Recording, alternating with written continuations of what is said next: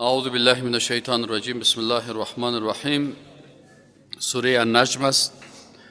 مکیتون. این سوره مبارکه در مکی مکرمه نازل شده و یا هم قبل از هجرت.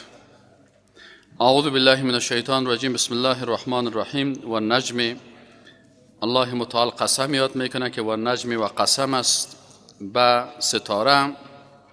اذا هوا، وقتی که ای بیفتد و یا امو شیطان ها را مورد حمله قرار بده و بزنه.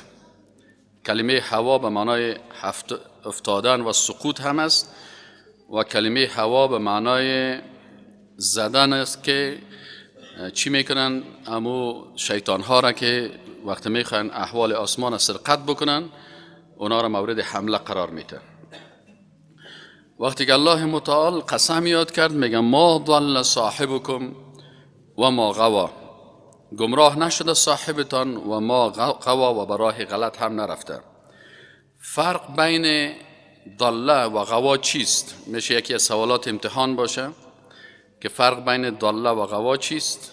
شما میگن که ضل کسی است که گمراهی را به اساس بی‌علمی اختیار میکنه، یعنی گمراه شده علم نداره. وقتی که یک نفر علم نداشت گمراه شد او را ضال میگن، گمراه میگن. و غوا کسی است که علم داشته باشه با وجود علم گمراهی را اختیار میکنه. پس الله متعال میگه که این پیغمبر شما نه این قسم است که علم نداشته باشه برای غلط رفته باشه و یا ای که عالم باشه برای غلط رفته باشه. این شهادت الله هست که پیغمبر صلی الله علیه و سلم از هر دو عیب پاک است. بناهن این پیغمبر ما و ما ینطق عن الهوا، نطق نمیکنه عن الهوا، از هوا و خواهش نفس خود. در این سوره مبارکه در حقیقت شخصیت عالی رسول الله صلی الله علیه و سلم معرفی میکنه و به شکل معرفی میکنه که خالق متعال قسم یاد میکنه که و نجم، قسم است به او ستاره هایی که میفتند و دشمنای الله را اونا مورد هجوم قرار میتن. شهاب ثاقب که ما به شما میگیم، الله متعال شهادت میده که این پیغمبر که رسول الله صلی الله علیه و سلم است گمراه نشده به اساس بی‌علمی، چون الله را همین قسم که وعلم آدم الاسماء کلها، آدم علیه السلام هم در اول چی بود؟ امی بود، چیز را نمیفهمید، لکن الله متعال نامهای مختلف برش یاد داد و گفت علم، تعلیم داد. رسول الله صلی الله علیه و سلم الله متعال تعلیم داد و 23 سال رسول الله صلی الله علیه و سلم قرآن و سنت از جبریل امین علیه السلام به شکل وحی چی میکرد؟ میگرفت. این پیغمبر و ما ینطق عن الهوا، سخن نمیگه از خواهش نفس خود. اینقدر شخصیت عالی هست که هر کلمه‌ای که از زبان از این خارج میشه ای به اساس وحی است و به اساس فهم است که از جانب الله برزی داده شده، اما از خواهش نفس خود هیچ وقت گپ نمیزنه. این هو، باز تاکید میکنه که نیست این سخنای پیغمبر الا وحی یوحى، مگر وحی است که برزی وحی شده است، نازل شده است. از این خاطر دو قسم وحی است، یکی وحی جلی هست که قرآن عظیم شان است و یکی وحی خفی هست که احادیث رسول الله صلی الله علیه و سلم میباشه. معلمش کی هست؟ الله متعال نشان میده. معلمش کی هست؟ الله برای کی معلم تعلیم که فرستاد که برای رسول الله صلی الله علیه و تعلیم بده؟ میگه علمه، ایرا خوب تعلیم داد، آموختان. شدید القوا، ملائکه‌ای که بسیار با قوت است، شدید است در قوتش، که جبریل امین علیه السلام است. ذو مره، شخصیت بسیار عالی، زیبا، خوشمنظر و امانتکار جبریل امین علیه السلام است که با امی قوت خود و با امی زیبایی خود رسول الله صلی الله علیه و سلم تعلیم داد. فاستوى، پس چی شد؟ اما تو قائم شد در اصل صورت و بسیار مساوی و مستوی شد. و هو بالافق الاعلى، آل ای جبریل امین علیه السلام در کجا بود؟ بالافق الاعلى، در کناره بلند آسمان. ثم، سپس ای جبریل علیه السلام دنا نزدیک شد. فتدلا، و فرود آمد و پیش رسول الله صلی الله علیه و سلم می آمد. یعنی جبریل علیه السلام همیشه از آسمان دنیا وحی را از امو لوح محفوظ می گرفت و این لوح محفوظ از لوح محفوظ وحی را می گرفت و به رسول الله صلی الله علیه و سلم در مدت 23 سال برش آورده می رفت. و یک مرتبه که رسول الله صلی الله علیه و سلم در معراج رفت، باز خود رسول الله صلی الله علیه و سلم بالا رفت و اونجا جبریل امین علیه السلام در چهره اصلیش که در زمین دیده بود باز در اونجا هم میبینه در معراج. فکان قاب قوسین او ادنا، میگه که رسول الله صلی الله علیه و وقتی که در اونجا رفتن در شب معراج در افق اعلا نزدیک شد به رسول الله صلی الله علیه و سلم و پایین آمد. به اندازه میگه جبریل امین در اونجا به رسول الله صلی الله علیه و نزدیک شد مثل قاب قوسین. قاب قوسین یعنی به اندازه 2 قوس. قوس ما شما که تیر داریم، یکی قوس همی کمان میگه، قسمی که مثلا میزنی، مثلا یک تیر تا اونجا میخوره تا اونجای دیگه میخوره، شاید مثلا به اندازه 200 متر یا 100 متر اینی قدر. او ادنا یا نزدیک تر از او پیش رسول الله صلی الله علیه و سلم آمد، البته با چهره اصلیش در اینجا، چون رسول الله صلی الله علیه و سلم جبریل امینه بسیار کم به چهره اصلیش میدید. غالبا جبریل امین بس چهره دحیه کلبی یک صحابی بود، به چهره از او میآمد پیش رسول الله صلی الله علیه و سلم. فاوحى، پس وحی فرستاد امین جبریل امین الى عبده، به بنده الله. اینجا عبده ضمیر به الله راجع است، به بنده الله. ما آنچه را که اوحا وحی فرستاد. ما کذب الفؤاد، دروغ نگفته هست الفؤاد و قلب رسول الله صلی الله علیه و سلم ما را آنچه را که دیده بود. یعنی رسول الله صلی الله علیه و سلم جبریل امین علیه السلام اونجا با چهره اصلیش دید و از این معلوم میشه که همین معراج با جسم و روح رسول الله صلی الله علیه و سلم بود. چرا بعضی اوقات است یک کسی چشمش یک چیز را میبینه فکر میکنه که اونجا او است، قلبش میگه نه او نیست، غلط کردی. بعضی اوقات در قلب خود انسان یک گپ دور میته، میگی که مثلا والله امیل بر ما این سر گلاس عسل است، قلب میگه عسل باشه، چشم باز میگه نه عسل نیست، خواو است. اینال اما ای که هم چشم رو تایید بکنه و هم قلب یک حقیقت 100% است. الله متعال میگه رسول الله صلی الله علیه و سلم در شب معراج جبریل امین علیه السلام در اونجا به شکل دید که ایره قلبش هم دروغ نپنداشت و چشمش هم. افتمارونه علی ما یرا، آیا شما مجادله میکنین با امرای رسول الله صلی الله علیه و سلم در آنچه که او دیده بود؟ ولقد رآه نزلة اخرى، و دید جبریل امین علیه السلام نزلة اخرى مرتبه دیگه. یک دفعه جبریل علیه السلام دمو کوی جبل النور که است نه، در غار حرا در اونجا وقتی که دیدش نه که گفت نشسته بود جبریل امین در چوکی که قدمهایش در زمین میخورد و سرش در آسمان، یعنی بسیار بزرگ بود. و نزلة اخرى مرتبه دیگه که جبریل امین علیه السلام میبینه، ایره در کجا میبینه؟ عند سدرة المنتهى، در نزد سدرة المنتهى. سدرة المنتهى در کجا هست؟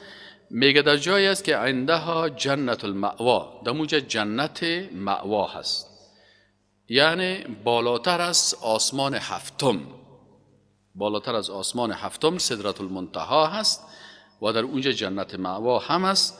از یخش صدرت ما یخشا، وقتی که پوشانده بود امی صدره. صدره یک درخت است ما آنچه که یخشا پوشانده هست، یکی صدر دنیوی هست، یکی صدر آسمانی هست، یکی صدر زمینی هست. این صدر آسمانی هست که میگه برگ های ازی بسیار بزرگ است. ما زاغ البصر و ما طغى، و میگه این رسول الله صلی الله علیه و آله آنقدر با ادب بود که چشمای خود کش این طرف او طرف نمیکرد. و ما طغى، و از حد هم تجاوز نمیکرد. یعنی بعضی کساست وقتی که در یک جای نو برم باز ور خطا می باشه، میره اونجا را سهل میکنه، اونجا را سهل، تو بیا اینجا را سهل کنیم، اینجا سهل کنیم. میگه رسول الله صلی الله علیه و آله با شخصیت بسیار عالی بود، دیگه زیادی طرف سهل نمیکرد و بسیار بیجا از حد نمیگذشت. اما قدر که الله برش حکم میکرد که اینجا برین، اینجا بشینین، اینجا را ببینین. لقد رأى، یقینا میگه این رسول الله صلی الله علیه و آله دید، من آیات ربه، از نشانه های پروردگارش را، که الکبرا، نشانه های قدرت بسیار بزرگ الله را رسول الله صلی الله علیه و آله دید. این هست شخصیت پیغمبر صلی الله علیه و سلم. آلی را مقایسه میکنه با امرای مردمای بیدین و میگه که شما چی را دیدین؟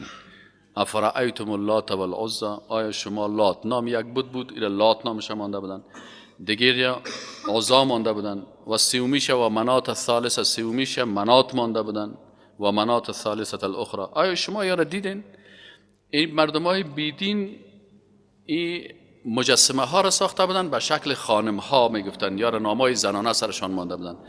مثلا کلمه اله مؤنثش لات جور کرده بودن، کلمه عزیز مؤنثش عزا جور کرده بودن، کلمه منان مؤنثش چی جور کرده بودن؟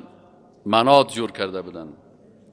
الکم الذکر، آیا بر شما فرزند از خودتان نامهای مردانه را میمانین و خودتان خواستگار از این هستین که فرزند مذکر داشته باشین؟ وله الانثی، و به الله نسبت میتین نامهای مؤنثه. تلک اذن قسمت دیزا، یقینا که این یک تقسیم ظالمانه هست. ان هی نیست همین نامها الا اسماء، مگر نامهایی است که سمیتموها انتم، شما این نامگذاری کردین، و آباؤکم، و پدرانتان نامگذاری کردن، ما انزل الله بها من سلطان، به این نامها الله کدام دلیل نفرستاده است. مردم های بیدین چه عادت دارن؟ این یتبعون الا الظن، اینا متابعت نمیکنن مگر از خیال و گمان، همیشه در عالم خیال زندگی میکنن. و ما تحوی الانفس، و از چی پیروی میکنن؟ از آنچه که نفسهایشان برشان شهوترانی میکنن. از این خاطر انسانهای بیدین همی صفتش است که نامهای رنگارنگ برای الله اختیار میکنه. از این خاطر انسان باید نامهای الله بسیار احتیاط بکنه، فقط امون نامها را به الله بگویه که در قرآن و سنت ثابت است. این نامهای عاشق و معشوق و خمار و مچم خدا و گاد و چختن و ایگه پاک است. بسیار انسان باید این قسمت ها چی داشته باشه؟ محتاط باشه، چرا نامهای الله توقیفی هست. با مو اکتفا بکن که در قرآن و سنت آمده، اضافه از دل خود نگو. حتی ضرور نیست که باید از ترجمهش استفاده کنی، اصل نام استفاده بکن. الله الرحمن، الله، نام الله الله هست، خودش بر ما گفته. الرحمن، الرحیم، القدوس. اما اگر کسایی از دل خود نامهای را اختیار میکنه که حتی نامهای مؤنث، متاسفانه امروز در افغانستان بسیاری کسا الهه نام دخترای خود میمونه، یا ملائکه را فرشته میگن نام دختر است. بسیار بیادبی در شأن الله، بیادبی در شأن پیغمبر، ملائکه. آدم بسیار باید احتیاط بکنه. ولقد جاءهم من ربهم الهدى، هدایت از جانب کی است؟ میگه این آمده هست از جانب پروردگارشان هدایت. قرآن بخوان، سنت بخوان، و آنچه که الله به خود کدام نامی را گفته، کدام صفت را گفته، رو تو هم بگو. ام للانسان ما تمنا، یا برای انسان آنچه که او تمنا میکنه. فلله الاخرة والاولی، اول و آخر، دنیا و آخرت کلش مخصوص الله است. و کم من ملک، و بسیار زیاد از ملائکه فی السماوات، در آسمان ها، لا تغنی شفاعتهم شیئا، که هیچ فایده نمیرسانه شفاعت از اونا، الا مگر من بعد ان یأذن الله، مگر ای که الله اجازه بده. در شفاعت سه اصل است. در شفاعت سه اصل اساسی است که باید انسان یاد داشته باشه. اول رضایت الله از شفاعت کننده. پس هر کس شفاعت کردن نمیتونه مگر کسی که الله از او راضی هست. نبیین، صدیقین، شهدا، صالحین، بعضی از علما، بعضی از حافظای قرآن، اینا از کسی که الله راضی بود باز بر از او حق شفاعت میده. یک. دو، شفاعت باید رضایت الله از شفاعت میشدگی، یعنی کسی که از او مثلا شما شفاعت میکنین باید از الله از شما راضی باشه که باز حق بدیدن که شما شفاعت بکنین.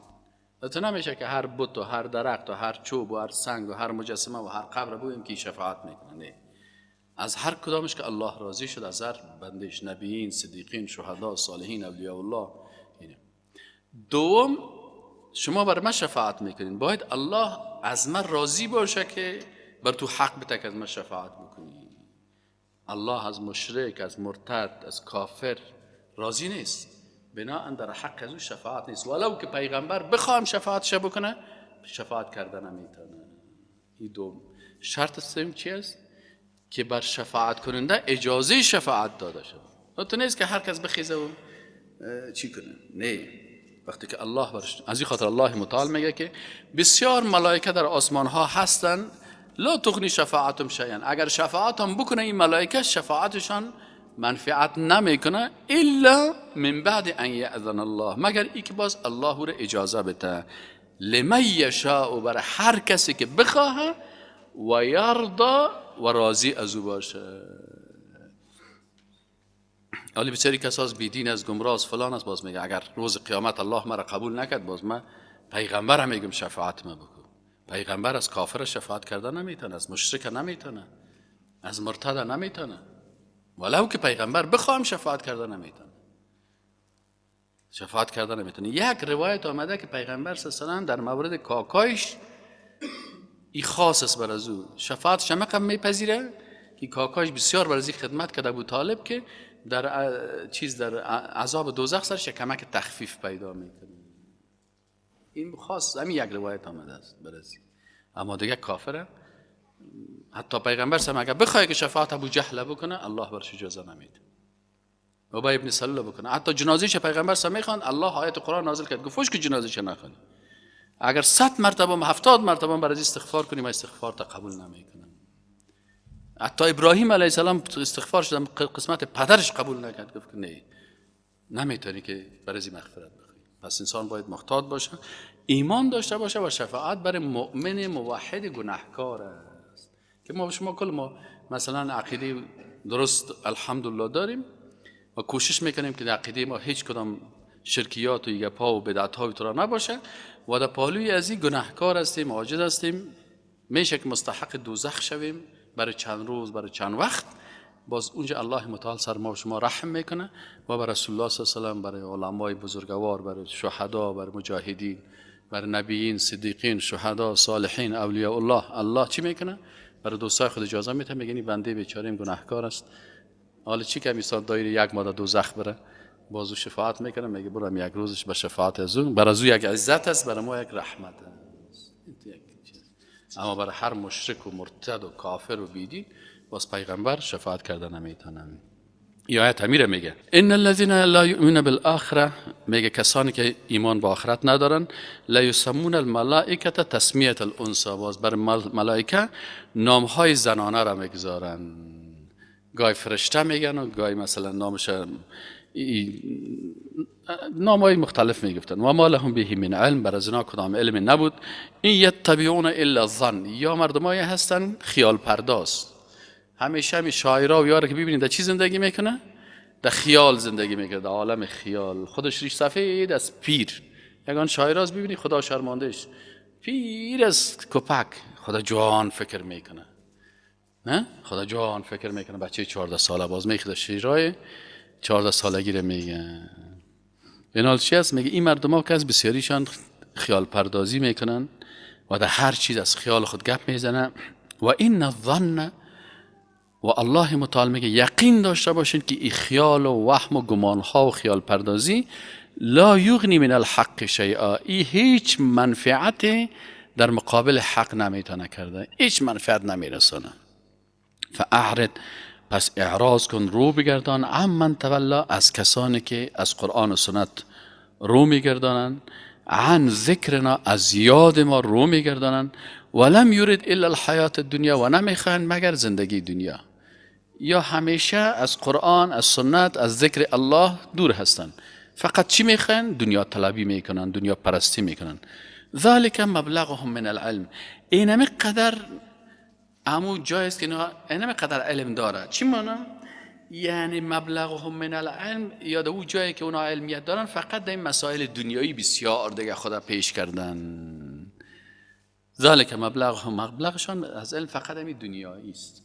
بعضی چیزا کار در دنیا میفهمن، این استایل میفهمم، که مود میفهمم، که مثلا این رواجا را میفهمم، دریشی پوشیدن میفهمم، لباس های دنیایی را میفهمم، قاشق پنجه را خوب گرفته میتونم. این کل گپش سری نمیاد. یک دو سه تا فلسفه دنیایی را میفهمم، 4 تا نام خارجی را یاد دارم که این اصلا فلانی مارکس است و ژان ژاک روسو را مشناسم، پاستور را مشناسم. اینمی کلشان است. اما از آخرت چی هستن؟ هیچ چیز نمیفهمن. نه تنها نمیفهمن، بلکه انکار و منکر و کافر هستن. ان ربک، یقینا که رب تو هو اعلم بمن ضل عن سبیله، بسیار میفهمن او کسایی را که ضل، گمراه شد، عن سبیل، از راهش، و هو اعلم، و الله بسیار خوب میفهمه بمن اهتدا، که کی هدایت شده. هیچ کس خود تزکیه نکنه، الله میفهمه کی هدایت شده و کی گمراه است. ولله ما فی السماوات والارض، و خاص بر الله هست آنچه که در آسمان ها هست، و ما فی الارض، آنچه در زمین است. لیجزی الذین اساءوا بما عملوا، تا جزا بده بر کسایی که اساءوا، بدی کردن، بما عملوا، با آنچه که عمل کردن، و یجزی الذین احسنوا، و پاداش بدهد الله متعال کسان را که احسن، نیکی کردن، بالحسنى، با بسیار نیکی و خصلت خوب. الذين مؤمنای واقعی کسانی هستند که یجتنبون کبائر الاثم، که اجتناب میکنن، خود حفظ میکنن از گناه های کبیره. گناه های کبیره چی است؟ مثل اول در اصل گناه های کبیره شرک است. از شرک، از زنا، از تهمت، از شراب نوشی، از این گناه های کبیره بسیار زیاد است. از این گناه های کبیره خود اجتناب میکنن. والفواحش، و از کارهای فحش، بی حیایی، بی لباسی، تنگ لباسی، زنا، همجنسگرایی و غیره.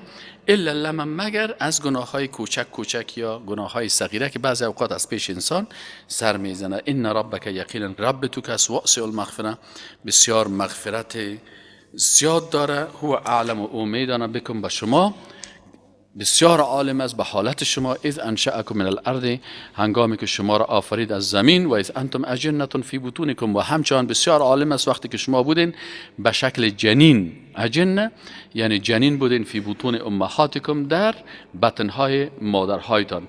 فلا تزکوا انفسکم، پس شما خودتان خود تزکیه نکنین. بعضی کساس خود بسیار تزکیه میکنن، تخلص خود میمانه جنتی، فردوسی، متقی، فهمید؟ یعنی نجات یافته، شهید نگوین. همین کلمه که تو استعمال میکنی ای بسیار بیادبی هست. تو خودت خود شهادتنامه جنت نتی. در بین صحابه یک تعداد، کلشان رسول الله صلی الله علیه و نداد. رسول الله صلی الله علیه و سلم یک تعداد صحابه را که بشارت به جنت داده بود، او هم به اساس وحیه. اما دیگرها را بسیار احتیاط میکرد. صحابه بسیار احتیاط میکرد. یک تابعی میگه من تقریبا 30 نفر صحابه را ملاقات کردم، میگه کلشان سر ایمان خود میترسیدن. انما الاعمال بالخواتیم، که خاتمه ما خراب نشه. بسیار میگه میترسیدن. حالا بسیاری کسا را ببینی که در زندگیش اختطاف چی، مثلا کمونیست، شاگرد لینن، شاگرد مارکس، باز خوب دیندارا را سلفین باز میگه شهید فلانی. در اینمی کلمت را الله محاسبه میکنه در روز قیامت. میگه تو کار الله را میکردی. یا آیت قرآن گفته بود فلا تزکوا انفسکم، شما خود تزکیه نکنین، نگوین که من جنتی هستم، من فلان هستم، بیا من خود جنت هستم، بیا اینکه دستای مرا ماچ کنین، من خود جنتی هستم. الله میگه فلا تزکوا انفسکم، خود تزکیه نکن. دست خودم تا کجا گندگی زدی، سر ما ماچش میکنی. بگی دست مرا ماچ کرده برین، خودش دیگه شیشته و مردم میاد دیگه دست زیر ماچ میکنه. همین نفر که دست خدا به مردم میده که ماچ بکنن، همین خودش خدا تزکیه کرد. نه یعنی من خود جنتی هستم. یک جای رفتیم یک از دیگه مرا میگه بده دست من که من از قلب میمانه در قلب تو داخل بکنم. تو چی خبر که قلب تو چند فیصد ایمان داره؟ الله میگه فلا تزکوا انفسکم. ببین ادب با قرآن، ادب با الله است. خدا تزکیه نمیکنیم. امیال به نظر من شما هر کدامتان از مکه 1000 مرتبه پیش الله مقامتان بلندتر است. مکه خدا میشناسم، گناهگار، عاجز، بندی، محتاج. از این خاطر هیچ خوش ندارم که از به کله خدا بر من خم کنه یا دست من ماچ بکنه. دست من چی کمال داره؟ خودم گناهگار از دوزخ میترسم، بر تو دست خدا بدم که تو دست من ماچ کن. ها این حال اینجا چی هست؟ فلا تزکوا انفسکم. شما خدا تزکیه نکنین. هو اعلم بمن اتقى. الله بسیار خوب میدانه که کی تقواست. با تقواست ما خاطر 2 دقیقه میبینیم امیل. خدا هم 11 به شب در کدام فساد مبتلا بودی، 12 به شب خدا چی کارا میکردی، تنها که باشی چی کارا میکنی. واعظان که این جلوه بر محراب و منبر میکنن، چون در خلوت میروند کارای دیگر میکنن. حالا بسیاری کسا رو ببینی که در سر منبر بسیار خوب چیغ میزنن، تنها که من الله با حالت از اونا با خبر است که چی کارها میکنه. خب کل ما گناهگار هستیم، گناه های صغیره هست، گناه های کبیره هست. نمی سرک که میبره کلش گناه هست. واسه دیگه خدا میگه که من بسیار با تقوا هستم، جنتی هستم. در اعراف هم که بانی ما را شکر الله را بکنیم. اعراف از دوزخ بترسیم. از صراط تیر شده میتونی که قنطره تمام رو سر مردم رشخند زده میری. کسایی هست که از سر پل صراط و قنطره تا جنت، من قال لا اله الا الله دخل الجنه، میگه اونجا میدان حشر است و اینجا جنت است. تو که از حسابت ایمانت خوب پوره شد، اگر دوزخی بود خزم راگه که اینجا دروازه دوزخ باز میشه قلب مدرایم. اگر نه که ایماندار بود دیگه آمنت بالله و ملائکه و کتبه و رسوله و الیوم الاخر کلش خوب صحیح تیر کردی، البته میگه برو از پل صراط تیر شد. اینجا میگه کسایی که ایمان خدا تیرام کردن، بعضی کسا در 1 ثانیه به جنت میره، بعضی کساست میگه 10,000 سال در پل صراط میمونه. و در پل صراط کمی 1 دقیقه بان کفای پایت در میگیره و قلب در دوزخ میفتی.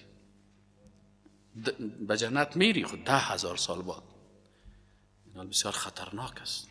الله میگه فلا تزکوا انفسکم. شما خدا تزکیه نکنین. خدا نگوین که من جنتی هستم، خدا نگوین که من شهید هستم، خدا نگوین یا دیگرها را فوراً در دست هر کس. حال در افغانستان در دست هر کس که از چی است؟ فلانی مرد. در کجا مرد؟ والا یک جای دوزی کردن رفته بودن، سرشان فیر شد مرد. نشته کو شهید، دزد نه دزدشان نشته نکن، اختطافچی نه نکن، غلام نه ایشان نشته نکن. نه خلاص. آسان ترین کلمات چی شدن؟ نه. الله میگه تزکیه نکنی. امی عمر رضی الله عنه را نشته کردن شهید عمر ابن خطاب.